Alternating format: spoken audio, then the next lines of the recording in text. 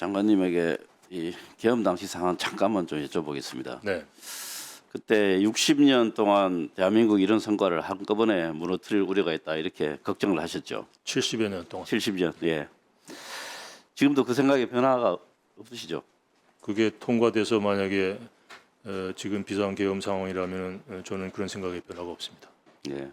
근데 그 이후에 수사 또 탄핵 심판 과정을 지켜보시면서 어떤 생각을 하십니까?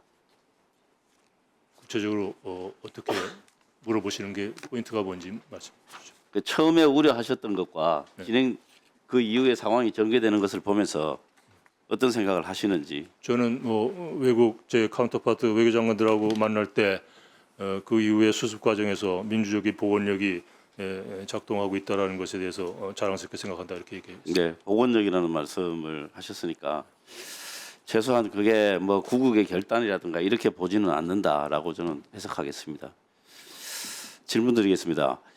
그 막말 논란으로 좀 문제가 있었던 그 김의환 뉴욕 총영사 이분 사의 표명을 했다는데 혹시 처리가 됐습니까? 본인이 대외적으로 사의 표명만 하고 사직서는 제출하지 않은 것으로 보고받았습니다.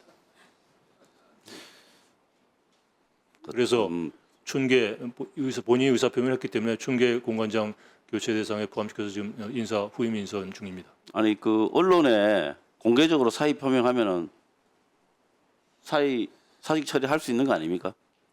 뭐 그렇지는 않죠. 본인이 공식적인 절차를 거쳐서 해야 되는 아니 것이고 그 공식적인 절차를 요구하면 되잖아요. 뭐 하여간 제 요구를 하신 적이 없죠. 제가 경고 메시지 보냈습니다. 전문으로. 그 발언 적절치 않다라는 그거 말고요. 감사장에서. 아니 언론에는 보면 외교부에 사의 표명을 했다 이렇게 쿼트로 나옵니다. 그렇게 공식적으로 한 적이 없습니다. 본인 의사 확인해 보시고 절차를 밟으십시오. 보니까 1월 달까지 급여도 계속 지급되고 그렇대요. 외부적으로 대외적으로 그냥 사의 표명하고 뭐 폼 잡고 내부적으로 사의 표명 안 하고 뭐 이렇게 살아서야 되겠습니까? 이번에 인사교체하면 3년이 못 미쳐서 2년 만에 교체되는 거기 그러니까 때문에 저는 뭐 임기를 채워주시는 게 임기청은 하지 아닙니다. 않다라는 취지입니다. 임기는 뭐 아직 한번 확인해 보시고 대외적으로 이렇게 다 사의 표명을 했는데 그 절차를 밟으시라고 한번 권해 보시죠. 지금 그게 하여간 맞아 보입니다. 인선 중이라는 말씀을 다시 드립니다. 그 임기를 채워주겠다 이런 말씀이잖아요. 아니요, 1년이 남았다니까요, 임기는. 예, 알겠습니다. 하여튼 뭐 내용은 알고 계시니까요. 그 다음에 푸티 좀 띄워주십시오. 조금 전에 그 질문에서도 말씀을 하셨는데 한중 관계 그 업무 보고 때 말씀을 하셨네요. 한중 관계 발전을 위해서 노력 중이다. 그리고 시진핑 주석이 APEC에 참석 관련하는 것도 협의 중이다. 이렇게 언급을 하셨어요. 그만큼 중국이 우리나라 외교에서 아주 중요한 상대국이다. 이렇게 이해하면 되겠죠. 네. 네. 이제 양국 간의 원만한 관계를 위한 이 관리라는 게 매우 중요한 일인데요. 그 DC 인사이드라고 하는 그 사이트에 보면 미국 정치 갤러리라는 게 있어요. 거기 보면 이런 글들이 막 올라옵니다. 중국 공산당이 헌법재판소에 지령을 내렸다. 탄핵 심판 TF에 짱깨가 합류했다. 연구관들의 출생지와 국적을 다 공개하라. 이런 말들이 올라옵니다. 뭐 개인적으로 뭐 중국을 싫어하거나 뭐 일본을 싫어하거나 뭐 또 좋아하거나 뭐 저는 다 관계없다고 생각합니다. 그러나 이게 사실과 관련해서 사실이냐 아니냐는 분명히 좀 밝혀야 되고 양국 관계에 뭔가 훼손이 있다면은 저는 외교부가 그냥 넘어가서는 안 된다고 생각을 합니다. 한번 보시면 그 헌법재판소 직원들의 국적에 대해서 지금 이야기를 하고 있거든요. 혹시 이 문제가 있다는 건 알고 계십니까? 처음 봤습니다. 혹시 주한 그 다이빙 중국 대사가 SNS에 올린 거 알고 계시나요? 뭐 주한 중국 대사뿐만 아니라 중국 외교부 대변인도 그 원칙적인 입장으로 그렇죠. 우려 표명을 한 것으로 압니다. 그렇습니다. 예. 이 헌법재판소 직원들이 중국 사람이다. 이렇게 지금 쭉 국적이 중국이다. 이렇게 막 올라오고 있습니다. 다음 페이지 한번 열어주십시오. 이 마찬가지 그런 댓글들이 있습니다. 그런데 혹시 헌법재판소에 외국인 채용이 있는지 없는지 혹시 알아보셨습니까? 안 알아봤습니다. 근데 외교부가 좀 신경을 쓰셔야 될 것 같아요.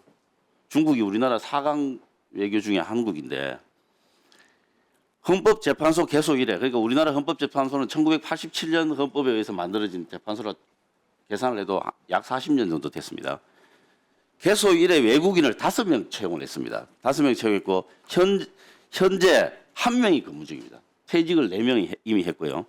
그 사람 국적은 독일입니다. 그런데 앞서 퇴직한 4명은 미국 국적이 2명, 일본 국적이 1명, 이탈리아 1명입니다. 중국 국적인 사람이 헌법재판소에서 근무한 적이 없습니다. 아예. 그다음에 우리나라 공무원 임용령을 보면요. 외국인은 전문경력관, 임기제 공무원, 특수경력직 공무원에만 한해서 채용이 가능합니다. 그런데 헌법재판소 연구관, 재판소 연구관에 대해서도 그렇게 이야기를 하기 때문에 제가 말씀을 드리는 겁니다. 헌법재판소 연구관은 특정직 공무원입니다. 그래서 외국인 채용이 기본적으로 법적으로 불가능합니다. 이 기본도 안 맞는데 이런 아무 말 대잔치가 막 돌아다니거든요.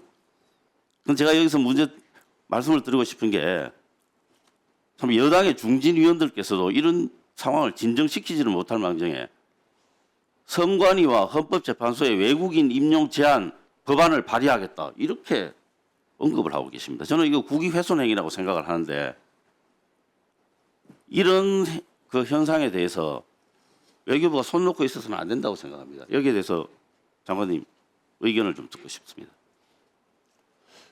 뭐 외교부가 지금 단계에서 어떤 의견을 표시하거나 조치를 취할 그런 사안은 아니라고 생각합니다. 사실과 완전히 다른 내용을 터뜨리게 되면 그런 부분들을 뭐 그런 것 관계 당국과 한번 상의를 해보실 수 그런 있는 거 것들이 아닙니까? 법적 한중 조치를 관계에 하는 영향을 얘기지. 미치지 않도록 관리할 필요성이 있다는 말은 국회의 제 답변을 통해서도 그랬고 공개적인 기자간담회 때 발언을 통해서도 외교부의 입장은 중국 정부에 전달되는 것으로 압니다.